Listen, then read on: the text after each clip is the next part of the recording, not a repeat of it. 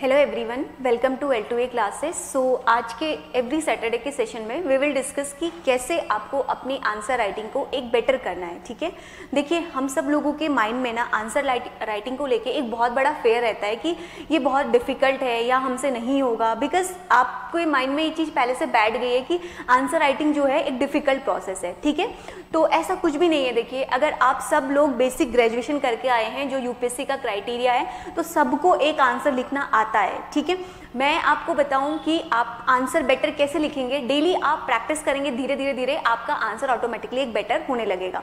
तो इस सेशन में मैं आपके साथ लाइव डिस्कशन करूंगी, आपको बताऊंगी कैसे कैसे अप्रोचेस हैं जिसको आप यूज करके अपने आंसर्स को एक बेटर आंसर कर सकते हैं।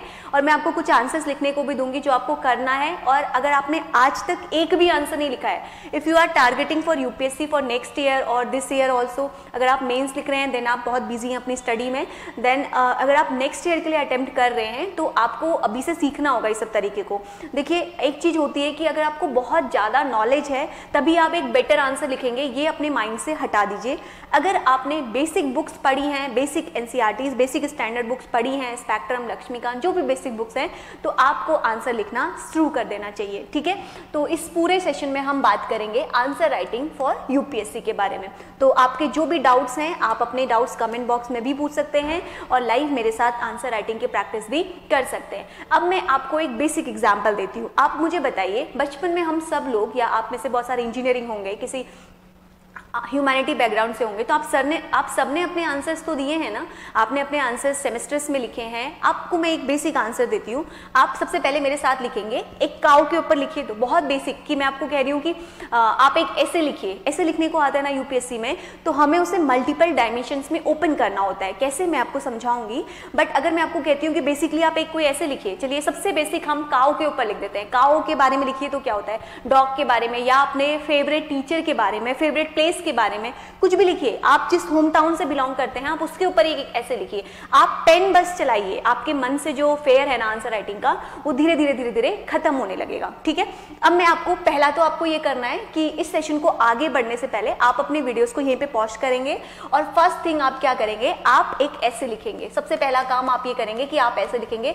फॉरगेट दिस थिंग कि आप यूपीएससी के लिए ऐसे लिख रहे हैं या किसी के लिए ऐसे लिख रहे हैं, नो नथिंग। आपको बस माइंड में ये रखना है कि आपको एक्सप्लोर करना है, आपको माइंड में थॉट्स को बढ़ाना है। देखिए, जब हम मेंटली बहुत अच्छा सोचने लग जाएंगे ना, अगर हमारी मेंटली स्पीड बढ़ जाएगी तो हमारे हाथ की एक्यूरेसी और हमारे पेन की एक्यूरेसी ऑटोमेटिकली चलने लगेगी। ठीक है, बिकॉज पहले हम सोचते हैं फिर हम लिखते हैं। तो अगर हमें पता होगा फ्रेमवर्क कि हाँ हम ऐसे ऐसे इस क्वेश्चन को ब्रेक डाउन कर सकते हैं, या मैं आपको कह रही हूँ कि ऐसे लिखिए, तो आप इसको दिमाग में लाइए कि आपको यूपीएससी ने जो भी ऐसे दिया है बेसिक, चलिए मैं आपको कहती हूँ आप बेसिक ऐसे आप ट्राई करेंगे। आप वुमेन पे लिखिए कि वुमेन के ऊपर लिखिए, बस खाली वुमेन के ऊपर लिख दीजिए कि क्या है वुमेन की कंडीशंस। या अगर आपको ये नहीं लग रहा तो आप अपने बेस्ट प्लेस के बारे में लिखिए जहां आपने आज तक विजिट किया है। ये भी नहीं लिखना तो थर्ड थिंग आप लिख दीजिए काऊ या किसी के ऊपर, ये बचपन में हम लोग लिखा करते थे, आप इसके ऊपर लिखिए। आप इनमें से किसी के भी ऊपर लिखिए। ठीक है, अब क्या करना है, जब आप वुमेन के बारे में लिखना चाह रहे हैं जो यूपीएससी पूछ रहा है, आप उसको डायमेंशंस में सोचने की कोशिश करिए कि इसके पॉलिटिकल सिग्निफिकेंस क्या है, इसके इकोनॉमिक सिग्निफिकेंस क्या है, इसके एजुकेशनल सिग्निफिकेंस क्या है, इसके लीगल सिग्निफिकेंस क्या है ना। हर एक डायमेंशन पे सोचिए, तब आपके लिए आंसर लिखना एक ईजी हो जाएगा। अगर आपको ये सब तरीके, ये सब मेथड पता है ना, तो आप एक आंसर बहुत अच्छे से लिख सकते हैं। ठीक है, तो पहला काम आपको क्या करना है, इस सेशन को आगे बढ़ाने से पहले आपको पहली चीज जो करनी है वो आपको करना है कि आपको ऐसे लिखना है एक। ठीक, अब दूसरी चीज मैं आपको बताती हूँ, फिर मैं आपको हर एक उसमें कुछ कुछ आपको अप्रोचेस समझाऊंगी जिसको आपको यूज करना है for the better answer writing. Better answer writing का मतलब समझ रहे हैं, आपको बहुत बड़े पैराग्राफ्स नहीं लिखने। सेमेस्टर एग्जाम में और यूपीएससी के इसमें क्या डिफरेंस है, देखिए हम वहां पे क्या करते हैं कि जो हमें नॉलेज है हम लिख देते हैं सारा और हमें मार्क्स मिल जाते हैं। But this is UPSC exam, तो यहाँ पे आपको वो अप्रोच फॉलो नहीं करनी है। बस आपके अंदर से जो डर है ना आंसर राइटिंग का, वो हटाना है। तो बिना आंसर राइटिंग करे, बिना आंसर लिखे आप आईएएस नहीं बन सकते। तो ये चीज जब आपके माइंड में क्लियर है तो आपको आज नहीं तो कल आंसर राइटिंग प्रैक्टिस करनी है। तो अगर आप स्टार्टिंग से कर रहे हैं, स्टार्टिंग से उस फ्लो में हैं, आप कितना भी नॉलेज ले लीजिए दुनिया का, अनटिल एंड अनलेस अगर आप उन पर्टिकुलर आवर्स में एग्जाम में उस इन्फॉर्मेशन को पुट डाउन नहीं कर पा रहे हैं तो पूरे साल, 2 साल, 3 साल की मेहनत जो है वो सब बर्बाद हो जाती है। तो इसीलिए आपको हैबिट में लाना है आंसर राइटिंग। ठीक है, मैं अगर आपको कुछ भी बोलूं तो आपको फट फट से पेन चलना चाहिए कि मैं कैसे इस डायमेंशन पे इसके सोच सकता हूं। फिर हम देखेंगे आगे वाले सेशंस क्वेश्चंस में कि यूपीएससी जो कीवर्ड्स पूछती है उसमें आपको किस तरीके से किस स्टैंड में आंसर्स को लिखने हैं, ठीक है। तो पहली बात तो आपको क्या करना है, ऐसे के बारे में लिखना है। नाउ सेकंड मैं आपको दे रही हूँ कि आप सब लोग किस चीज की प्रिपरेशन कर रहे हैं, यूपीएससी की या फिर स्टेट पीसीएस की। नाउ आई एम सेइंग कि please pause the video and take जितना टाइम आपको लग रहा है आप लिखिए तो यूपीएससी पैटर्न के बारे में पूरा, या आप लिखिए आप किसी स्टेट पीसीएस का एग्जाम दे रहे हैं, किसी भी स्टेट पीसीएस का एग्जाम दे रहे हैं, या जो भी आपका टारगेटेड है स्टेट पीसीएस या यूपीएससी, आप लिखिए। तो एक बार आप वीडियो को पॉज करिए, इसके बाद आप इसमें 5, 6, 7 सेकंड जितना आपको टाइम लग रहा है आप लिखिए, आराम से लिखिए, टाइम का कंस्ट्रेंट मत लाइए, वो धीरे धीरे आफ्टर अ टाइम पीरियड आपका टाइम स्पीड नॉर्मल हो जाएगी। तो आपको क्या करना है, आपको यूपीएससी के प्रोसेस के बारे में लिखना है, या आप स्टेट पीसीएस दे रहे हैं तो आपको उसके प्रोसेस के बारे में लिखना है। लाइक कैसे कि यूपीएससी एक बॉडी है, कौन सी बॉडी है, कॉन्स्टिट्यूशन या नॉन कॉन्स्टिट्यूशन, आप ये भी लिख सकते हैं। पर्टिकुलर दिस आर्टिकल, ये आपका एवरी ईयर एग्जाम कंडक्ट कराती है, इसके जो फेजेस हैं वो लिखिए कि क्या क्या इसके फेजेस होते हैं, बस लिखिए, जो रैंडम आपके माइंड में आ रहे हैं आप लिखिए, ठीक है। लिखने के बाद क्या करेंगे, उसको एक बार रीड करेंगे कि क्या हमने आंसर्स लिखे, और जब आप सेकंड टाइम उस क्वेश्चन को देखेंगे ना और सेकंड टाइम आप उसको आंसर को लिखना चाहेंगे ना, तो आप पहले से बेटर आपके थॉट प्रोसेस हो जाएंगे ऑटोमेटिकली, आप उस टाइम से इस टाइम बेटर आंसर लिखने लगेंगे, बिकॉज ये ह्यूमन के साथ होता है, practice makes a perfect man, है ना। तो answer writing is a practice जो आपको अपने हैबिट में लाना है। Prelims is just about your conceptual understanding कि आप कैसे समझ पा रहे हैं, आप प्रेशर हॉल में कैसे अटेम्प्ट कर रहे हैं, और mains is all about your knowledge plus practice. Without practice mains clear नहीं होता है, ठीक है। आप देखिए यूपीएससी और स्टेट पीसीएस के बारे में, तो आपका पहला आज के सेशन का टास्क है कि you have to write at least 1 essay and the second question is examination process of UPSC. Please write 150 words and same you can also write for the state PCS. अगर आप जिस भी एग्जाम को target कर रहे हैं डजेंट मैटर, आप UPSC के बारे में लिखिए, स्टेट पीसीएस के बारे में, बट राइट, और कोई एक ऐसे लिखेंगे जितना आप लिख पा रहे हैं लिखिए, बस पेन को चलाइए, ठीक। ये तो मैंने बेसिक कुछ चीजें बताई। अब हम देखते हैं यहाँ पे कि एनालिसिस अप्रोच क्या होंगे किसी भी आंसर्स को लिखने की। आज मैं आपको 2 बेसिक अप्रोच बताऊंगी, देन मैं आपको एक क्वेश्चंस कराऊंगी जिसमें आपको बताऊंगी आप कैसे इसको सॉल्व करेंगे, और आने वाले सेशंस में मैं आपको डायमेंशंस खोल के दिखाऊंगी और आपको भी मेरे साथ लाइव प्रैक्टिस करना है, ठीक है। देखिए क्या बोल रहा है, पहला एनालिसिस है आपके पास जीएस पेपर वाइज। जब भी कोई क्वेश्चन आपके सामने आता है, ठीक है, इंस्टेंट की वो किस सब्जेक्ट से है, कहाँ से नहीं, यूपीएससी ने आपको एक सिलेबस दिया है जिसमें उसने अलग अलग सेक्शंस में बांटा है। देखिए कैसे कैसे सेक्शंस में बांटा है, like GS1, second section is GS2, third section is GS3 and the last section is GS4, ठीक है। जब भी आपके सामने कोई क्वेश्चन आता है, try to open that question in the perspective of GS1, GS2, GS3 and GS4। अगर GS1 की बात करते हैं, सबसे पहले उस क्वेश्चन को देखिए कि उसका कोई हिस्टोरिकल पर्सपेक्टिव है क्या, मैं उस क्वेश्चन में कोई हिस्टोरिकल पर्सपेक्टिव लिख सकती हूँ क्या।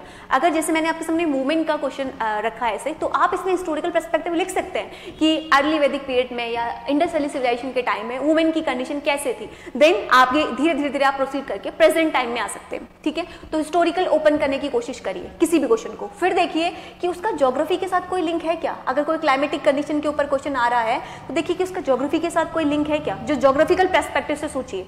देन उसके बाद आपको सोचना है सोसाइटी के पर्सपेक्टिव से कि सोसाइटल क्या इंपैक्ट पड़ेगा। अगर हम वुमेन की बात कर रहे हैं तो वुमेन की सोसाइटल कंडीशंस कैसी है, वुमेन का सोसाइटी पे क्या इंपैक्ट है, क्या रोल है। तो आपको इसीलिए हर एक टॉपर की, आपने टॉपर स्टॉक में सुना होगा, दे एवरी टाइम से कि you have to learn each and every word that is given in the UPSC mains exam syllabus. क्यों बोलते हैं ऐसा कि आपको मेंस एग्जाम का सिलेबस पता होना चाहिए, सो दैट आप इन वर्ड्स को, आपके सामने जो ये सब्जेक्ट्स लिखे हैं, आप क्वेश्चन को इस पर्सपेक्टिव से ओपन कर सकें, ठीक है। तो जीएस पेपर की बात जब भी आएगी तो आपको इन चीजों के डायमेंशन को ध्यान में रखना है कि क्या मैं इन डायमेंशन में उसको ओपन कर पा रही हूँ, नहीं कर पा रही हूँ, ठीक है। अब GS2 की बात जब हम करेंगे तो यहाँ पे आपको आना चाहिए कि उसका पॉलिटिकल क्या इंपैक्ट पड़ेगा, उस चीज का पॉलिटी के पर्सपेक्टिव से क्या होगा, ठीक है। पॉलिटिकल के बाद लोकल सोसाइटी आपका यहाँ पे गवर्नेंस लेवल पे क्या इंपैक्ट पड़ेगा, गवर्नेंस लेवल पे क्या इंपैक्ट पड़ेगा। उसके बाद आपको सोचना है कि उसका इंटरनेशनल रिलेशन पे क्या इंपैक्ट पड़ेगा, इंटरनेशनली क्या इंपैक्ट पड़ेगा।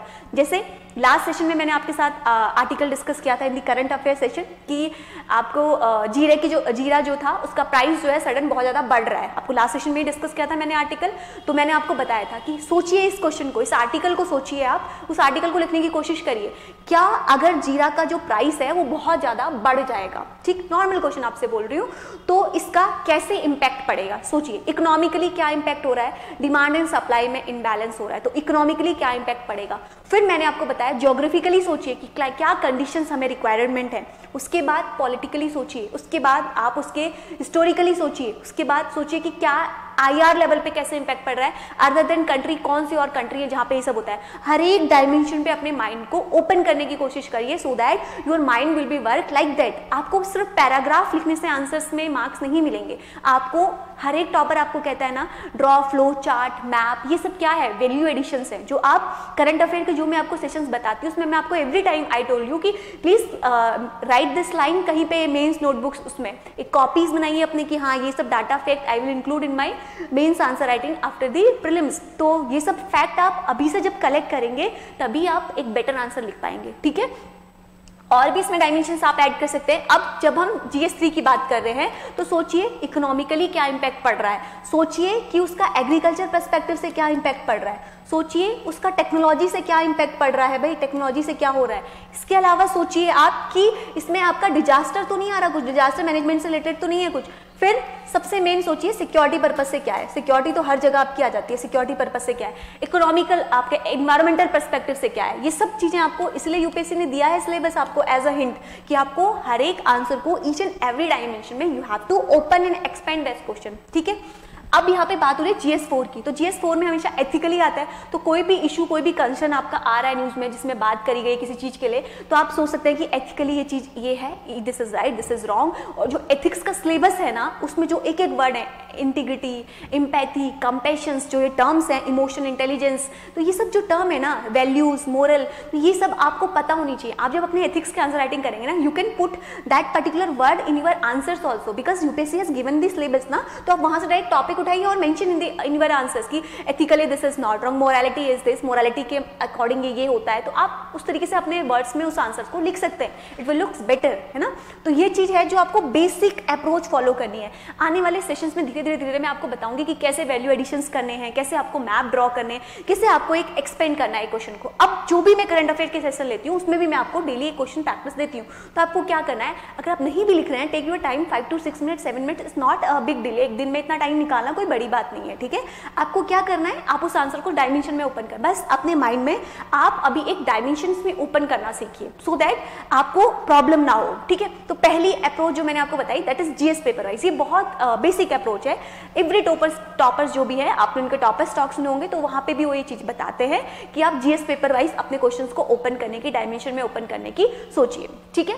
चलिए अब बात करेंगे हम सेकेंड अप्रोच की। तो सेकेंड अप्रोच देखिए क्या है, this is also very known and very famous, बहुत सारे टॉपर्स ने इसको भी बताया है, बट आपको अपने माइंड में रखना है कि हमें कैसे यूज करना है। देखिए स्टेपल अप्रोच, स्टेपल में क्या होता है, एस का मतलब क्या है, कोई भी क्वेश्चन को सोशल सोचिए, सोशल में भी, फिर ये तो आपके मेन हेडिंग्स हैं कि सोशल में कैसे सोचना है, फिर टेक्नोलॉजिकली सोचिए कि उसका क्या इंपैक्ट है, फिर सोचिए एडमिनिस्ट्रेशन के पर्सपेक्टिव से सोचिए, पॉलिटिकल सोचिए उसको, लीगल सोचिए एंड उसको इकोनॉमिकल सोचिए। मैंने आपको वुमेन पे ऐसे लिखने को बोला ना, तो वुमेन पे ऐसे को ही आप ऐसे सोचिए, जो मैंने आपको वुमेन पे ऐसे लिखने को बोला, आप उसको पैराग्राफ में देखिए, ऐसे जब हम लिखते हैं ना तो हम ऐसा ऐसे लिखना है कि सामने वाले को मजा आए कि आपने बहुत अच्छा ऐसे लिखा है। कोई रिक्वायरमेंट नहीं है बहुत हाई फाई इंग्लिश या बहुत वो यूज करने की, आप बेसिक हिंदी मीडियम के स्टूडेंट या इंग्लिश मीडियम के बेसिक वर्ड यूज करिए।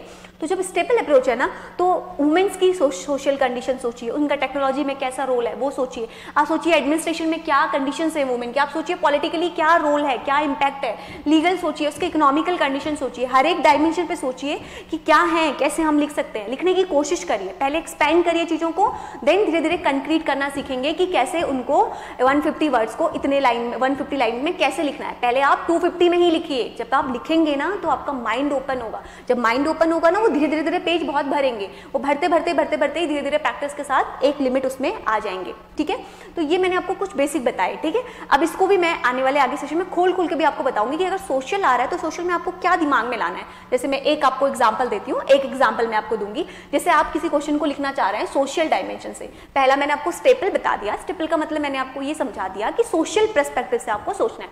नाउ आई एम सेइंग कि अब सोशल में क्या सोचेगा कोई बच्चा, है ना, तो क्या सोचेंगे कि एजुकेशन पे कैसा इंपैक्ट पड़ा है। सोशल क्या होता है, सोसाइटी के रिलेटेड जो भी चीजें, हेल्थ क्या है, हेल्थ में कैसा इंपैक्ट है, क्या उसका रोल है, फिर आइडेंटिटी क्या है, किस तरीके से चीजें चेंज ऑन हो रही है, सोशल सोसाइटी पे कैसे इंपैक्ट पड़ रहा है। तो हर एक पर्सपेक्टिव में जब से सोसाइटी आया माइंड में, तो ओपन करिए क्वेश्चन को, इतने वर्ड्स हो जाएंगे आपके पास आफ्टर अ टाइम, धीरे धीरे प्रैक्टिस करते करते, कि आपको आंसर राइटिंग का जो फेयर है वो आपके माइंड से खत्म हो जाएगा। I will explain in live session कि कैसे आपको करना है, ठीक है। ये मैंने आपको एक एग्जांपल दिया। नाउ अब मैं आपके सामने क्वेश्चन रख रही हूँ, जो आपको मैंने बेसिक 2 क्वेश्चन दिए वो तो करेंगे ही। अपार्ट फ्रॉम दिस एक क्वेश्चन है, देखिए यूपीएससी 2021 में पूछा गया क्वेश्चन है, इंडियन सोसाइटी का क्वेश्चन है। क्या है देखिए, how does Indian society maintain continuity in traditional social values, enumerate the changes making place in it. ठीक है, बोल रहा है कि कैसे जो हमारी इंडियन सोसाइटी है ये आपका मेंटेन करी है continuity in traditional social values, जो हमारी ट्रेडिशनल सोशल वैल्यूज हैं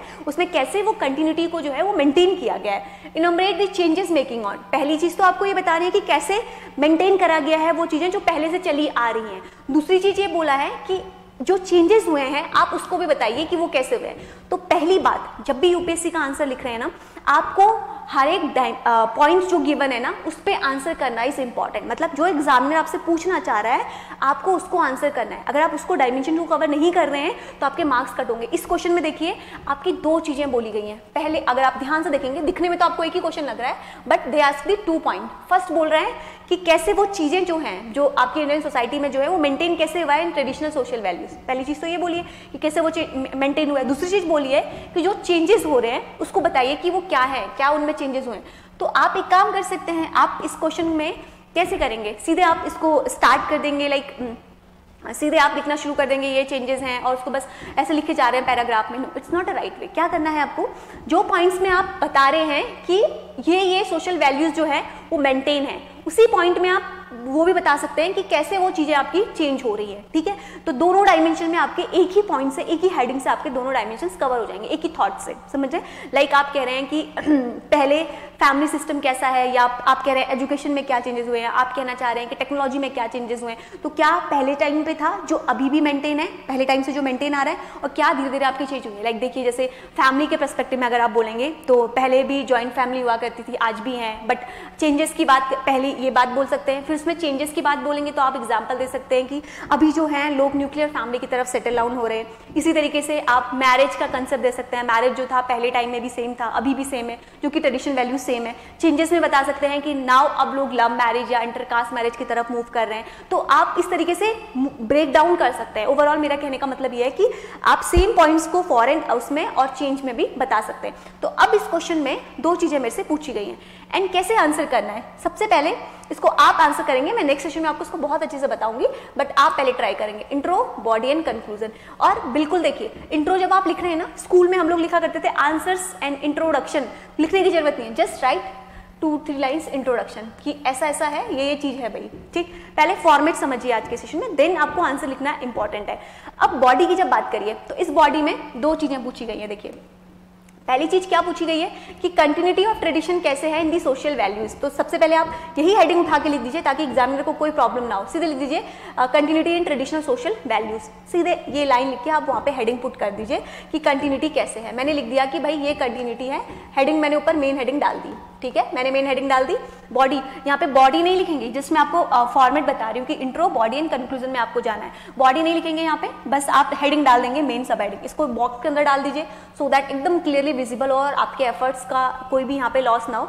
लिख दीजिए कंटिन्यूटी इन ट्रेडिशनल सिस्टम। फिर उसके बाद आप यहाँ पे लिखिए कि क्या है, जैसे मैंने आपको बताया फैमिली के ऊपर कुछ लिख दीजिए। ठीक है, कि फैमिलीज की जो वैल्यूज जो हैं अभी भी वैसे ही है, आपकी जॉइंट फैमिलीज कंटिन्यूटी है। फिर आप लिख सकते हैं मैरिज के ऊपर लिख दीजिए, जैसे मैंने आपको बताया। ठीक, पहले आपने ये लिखा, फिर उसके बाद जैसे मैंने आपको सिर्फ फॉर्मेट बताया, फिर उसके बाद आप सेकंड पार्ट में आएंगे कि चेंजेस कैसे हो रहे हैं इसमें। तो उसके बाद नीचे हेडिंग लिख दीजिए चेंजेस। चेंजेस कैसे टेकिंग प्लेस हो रही है, चेंजेस करके आप यहाँ पे फिर से एक एक लाइन लिखिए, एक एक लाइन लिखिए और नीचे उसके एग्जाम्पल दीजिए। Try to support example as much as possible.